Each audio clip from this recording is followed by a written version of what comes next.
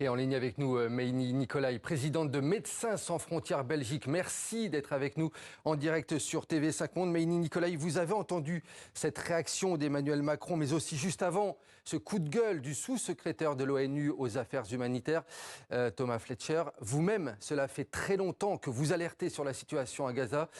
Que pensez-vous de ces prises de parole ? Ouais, le monsieur Fletcher, il a tout à fait raison. La situation est plus que catastrophique.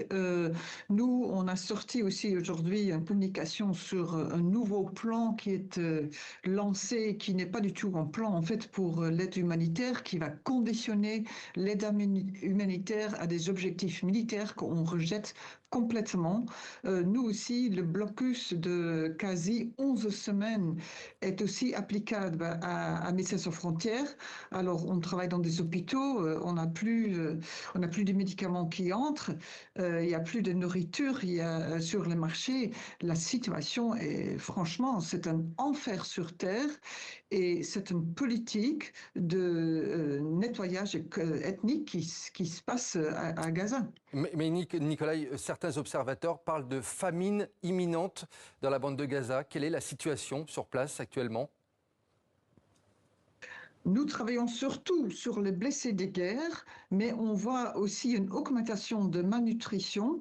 On a vu dans les dernières 2 semaines une augmentation de 32% dans le nord de Gaza et on a peur que ça va augmenter rapidement. On voit déjà, même avec notre personnel, qui mangent moins pour donner la nourriture aux enfants. Les malades dans les hôpitaux, on n'a plus assez pour les nourrir. Et l'ONG qui s'appelle World Kitchen et le PAM, excusez-moi, le Programme alimentaire mondial, ils disent qu'ils n'ont plus de réserve. Nous, on n'a pas de réserve de nourriture. Sur les marchés, il n'y en a plus. Mais aussi pour les hôpitaux, on n'a plus de médicaments. L'eau potable est un grand problème. Alors, voilà, les gens vont mourir. C'est une catastrophe et qui est créée en plus. On peut le résoudre tout de suite par arrêter le blocus. Mais Nicolaï, en un mot, parce que vous abordiez cette question il y a un instant, c'est une piste évoquée par les États-Unis. Des opérateurs et des organisations privées pourraient remplacer l'ONU à Gaza dans le cadre d'un nouveau plan d'aide humanitaire. Un plan rejeté pour l'instant par l'ONU. C'est une option qui vous inquiète également, j'imagine ?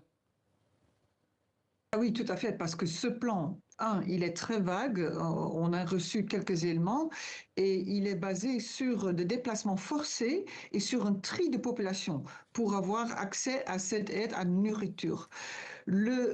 Un des principes de l'aide humanitaire qui n'est pas conditionné, qui n'est pas lié à un objectif militaire.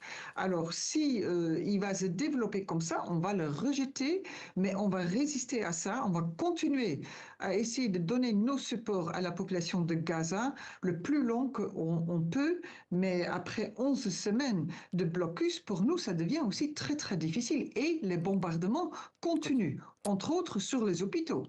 Merci beaucoup, Meini Nicolaï, présidente de Médecins sans frontières Belgique, d'avoir été notre invité.